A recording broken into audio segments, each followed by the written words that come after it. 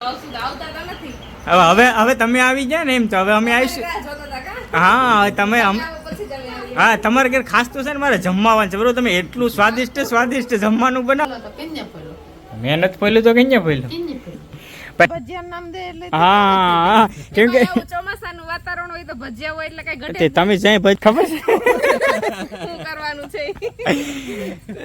છે આમાંથી ને એટલે કાકરીઓ ને પડ્યું વિચાર કરો તમે કે ઘઉંના દાણા તો કેવડા હોય એક એવડા નાના હોય તો એમ ચાંચ મારે અમને આ ફેન્ટા જેને ફેન્ટા ભાવે ને ફેન્ટા જેને સ્પ્રાઇટ ભાવે ને સ્પ્રાઇટ બરાબર ને. તો હેલો એવરીવન, કેમ છો? મોજમાં ડાયરો, જય દ્વારકાધીશ, જય મા મંગલ. ફરી એક નવા બ્લોગની શરૂઆત કરી દીધી ફેમિલી. ને અત્યારે વાગી ગયા છે 11 ને મારે જવાનું છે જોશનાને તેડવા, કેમ કે કાલે જોશના એના પપ્પા આવ્યા ને તો રાત્રે એમના ઘરે વહી ગઈ હતી અને ખાલી એના ભાઈના છોકરાને મજા જેવું નહોતું એટલે ખબર કાઢવા જવાના હતા. તો પણ એમ કીધું એક રાત રોકાઈએ એટલે આપણે અત્યારે જાય છે મેડમને તેડવા માટે એમના ઘરે. અને આજે લગભગ એક બે યુટ્યુબરો સાથે આપણે મુલાકાત થવાની છે. કદાચ જોઈએ, કદાચ આપણે વાત થઈ ગઈ છે આજે અથવા તો કાલે, પણ આપણે બ્લોગમાં થવાની છે એ ફાઇનલ છે. કેમ કે મોટા સેલિબ્રિટી આવ્યા છે, આપણા ગામમાં જ આવ્યા છે, પણ હજી મારે એની સાથે વાત નથી થઈ. કદાચ આવશે એટલે મુલાકાત કરીશું, પણ એ પહેલા આપણે જાય ફટાફટ અને જોશના રાહ જોતી છે અને એને આપણે લઈ આવીએ ઘરે. પહોંચી ગયા છે જોશનાને લેવા માટે. અને આજ હું વાત છે કઈ ઘટે ને, જો આ તૈયાર થઈને રહી કેમ જોશના આજ તૈયાર થઈને રહી કોઈ દી નહીં. બાકી તો મારા આવું પછી થઈ ગયો નક્ષભાઈ ને હોવાનો ટાઈમ થઈ ગયો તો ત્યાર થાય તો કાને પૂગી જાય ને કે જો અહીંયા બનાવે છે. શું બનાવે જોશના? સવાણું બનાવે સવાણું. તો ભાઈ જો જોશનાના ભાભી સવાણું બનાવે છે તો ભૂંગળા ને સેવ ને પૌવા ને બધું નાખીને જોશના હામટું બને ને. કેના માટે બનાવે? તાર લઈ જવાનું છે ઘેર પાર્સલ કરીને આપણે દે તો તમારી ભરતી જામ ચાર બેઠે કોઈ ન દે, એના માટે મહેનત કરવી પડે. જો ભાઈ કેટલું મસ્તનું થઈ ગયું. જો ભાગ્ય છે જોશનાના ઘરેથી હવે ઘરે. અને છે ને ભાઈ જોશના જ્યાં રોકાઈને જવાનું હોય ને જોશનાનું મોટું થઈ ગયું. જો પડી ગયું. જો રડવા જેવું થઈ ગયું. એ નકો મમ્મા રડે ભાઈ, રડે ને રોકાવું ને ભાઈ. જોશના છે ને જણે ધણે આવે તે પછી એને છે ને ભાઈ જવાનું ઘર કોઈને જો કે ભાઈ બધી એમ કહેતા હોય ભાઈ છોકરીઓ જે પણ બાપાને ઘરે આવે એ કે પછી ઘેર જવાનું મન ન થાય. હાલો ભાગવું કે હવે બાકી છે કઈ કરવાનું જોશના? હજી રોકાવ નકો હવે મામાને ઘેર જવું કે આપણે ઘેર જાઉં? આપણે ઘેર ભાગી જાઉં ને? જો ભાઈ નકું કે હાલો ભાગી જાય. ફાઇનલી ફેમિલી ઘરે પહોંચી ગયા છે ને. હું જે યુટ્યુબરનું કહેતો હતો એક જલપા ભાભી અને હમણાં નરેશભાઈ જે આદરી રહી છે એ પણ બ્લોગર જ છે, એ હમણાં આવે છે. અને બાકી જેકભાઈ આવ્યા છે એ પરેશભાઈની વાડીએ છે. અને જનકભાઈને અને પરેશભાઈને બધું કંઈક વ્લોગ શૂટ કરવા જવાનું હતું એટલે એ તો હમણાં નથી આવતા, પણ નરેશભાઈ અને જલપા ભાભી હમણાં આપણે ઘરે આવે છે. અને જેકભાઈ સાથે પાછી સાંજે ઘરે પરેશભાઈને આવશે ને એટલે એની સાથે પણ આપણે મુલાકાત કરીશું. પણ અત્યારે આપણા મહેમાન આવે છે આદરીથી. તો ફેમિલી હું જેમનું કહેતો હતો એ આ પહોંચી ગયા છે અમારા નરેશભાઈ અને જલપા ભાભી. ભાઈ નરેશભાઈ મજામાં ને ભાઈ? બસ મજામાં હો ભાઈ. સવારના પરેશભાઈ ઘરે હતા એમ? હા સવારના આવ્યા હતા. સવારના પરેશભાઈ ફોન કરીને ઉઠાડીને બોલાવી લીધા હતા. હા બાકી અમારા નરેશભાઈ ઉઠવાનું તો 11-12 વાગે જોઈ કા 12 વાગે જ બપોર થયા પડી.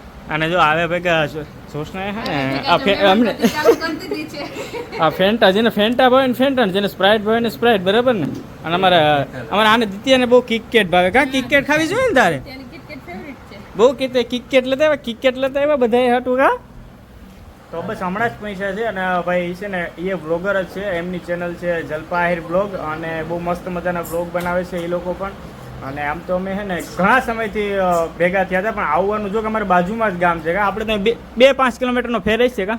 હા પણ 2-5 કિલોમીટરમાં આપણે 5 મહિના 5 મહિનાથી વાત કરતા હતા આપણે કે આવો કા. પણ આજ છે જ મેળ આવ્યો એમ ને. તો હવે આપણે પણ જયારે આદરી જાઉં ને ભાઈ ત્યારે એમના ઘરે જાઉં. હવે તમે આવી ગયા ને એમ તો હવે અમે આવીશું. હા તમે હા તમારે ઘેર ખાસ તો છે ને મારે જમવાનું છે બરોબર. તમે એટલું સ્વાદિષ્ટ જમવાનું બનાવો ને બ્લોગમાં હું જોઉં રેસીપી. હા મને જોઈને હું નરેશભાઈ છે ને તમારા જે રેસીપીના વિડીયો ને જોઈ ને જોશનાને એમ કહું કે જો જલપાભાઈ આજ આ બનાવ્યું. મેં કીધું શું કરીશું આપણે કાંઈ બને છે.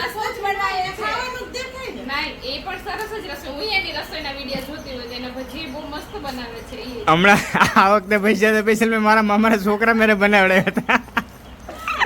એટલે ને હવે છે ને ફાઇનલ તમે કંઈક રેસીપી ઓલું બનાવો ને ત્યારે અમે જમવા તો આવશું જ તમારા ઘરે. અને બીજી વાત કે તમને એડવાન્સમાં ઓલામાં તો કીધું હતું પણ ભાઈ 20K કમ્પ્લીટ થઈ જશે તો કોંગ્રેચ્યુલેશન બેયને.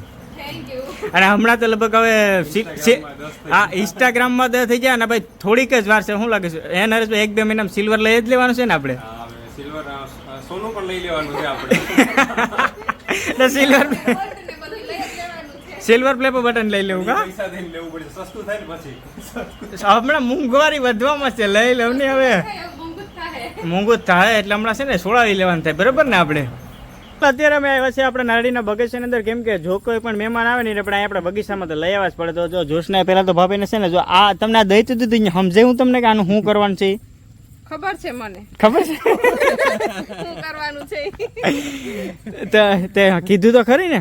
મને જ્યાં આવડે તમને આવડે. જો ભાઈ આને મને એમ કીધું તોડ દે. એટલે જો કાં તો છે ને આથણું બનાવી લે ને પછી આપણે ડાયરેક્ટ આથણું લેવા જ પૂગી જાવ ને ઘરે. તો તમે બનાવીને દઈ દો. મને ક્યાં આવડે તે હું બનાવીને દઈ દઉં.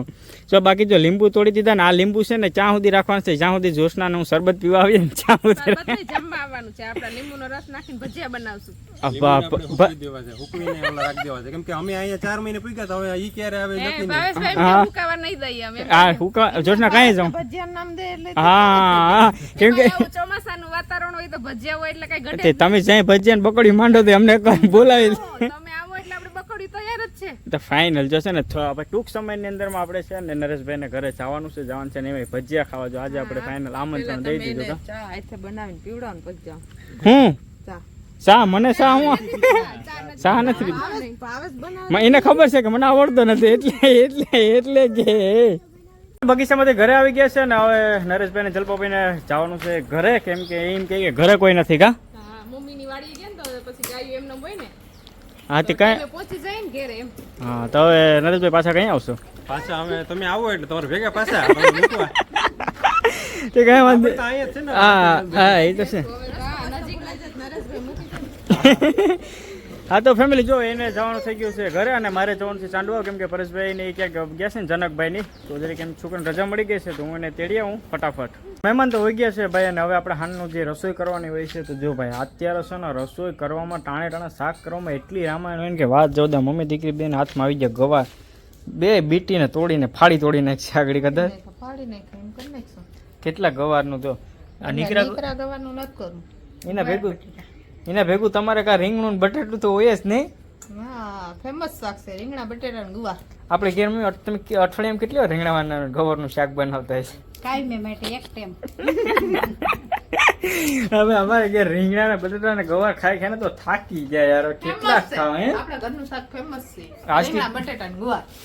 ફટાફટ લસણ ફોલવું પડ્યું તો એટલું લસણ મેં ફોલી દીધું, અને જોશનાને અને બાકીનું જોશનાએ પણ જો ભાઈ આમાં છે ને એટલું ફોલી નાખ્યું છે. અને રેડી ને અવાજ જોતો ને આ શું બોલો તો કેન્યા ફેલો મેં નથી ફોલ્યું તો કઈ ફોલ્યું કેન્યા ફેલો.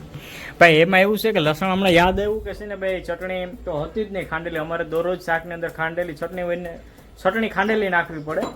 લસણ વાળી તો મારા મમ્મી જ્યાં ફોલે એટલે મારા મમ્મીએ ફોલી દીધું છે, મેં તો ખાલી દીધું જોશના ને, બાકી ફોલ્યું બોલ્યું નથી, કેમ કે એ આપણું કામ હોય ને આપણાથી થાય પણ નહીં. અત્યારે અમારે કરવાનો છે દૂધનો હિસાબ, તો જોશના ચેક કરવા માંડી કેટલું કે દૂધ જોઈએ છે. હવે અમારે ભાઈ છે ને ખાવા પૂરતી તો ઘરમાં રાખીએ પણ વધે ને એ આ લોકો દઈ દે છે, અમે તો ના પાડીએ પણ મમ્મી દીકરી કે દૂધ એટલું વધારે હું કરવું એ કે અમે તો બાકી કહીએ દહીં દાળ દૂધ ને છાશ ને બધી ખાવ ને મોજ કરો. હાલો કેટલું થયું છે હિસાબ કરવાનું?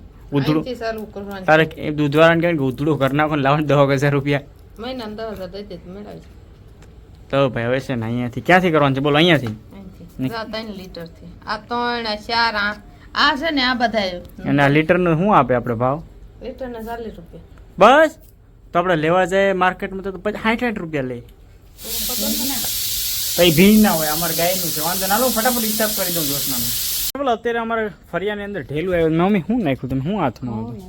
ઘઉં હતા ભાઈ. ઘઉં નાખ્યા ને જો ભાઈ જો આ જો મસ્ત મજાના ચણવા આવી ગયા. એ કેવા ગોતી લે આમાંથી ને, એટલે કાકરીઓને પડ્યું વિચાર કરો તમે કે ઘઉંના દાણા તો કેવડા હોય, એક એવડા નાના હોય તે આમ ચાંચ મારે તે ઘઉંનો દાણો જ આવે. વિચાર કરો બાકી નીચે કેટલી ધૂળ ને કાકરીઓનું ભગવાને કેવી એને કરામત ને માયા આપી હે મમ્મી.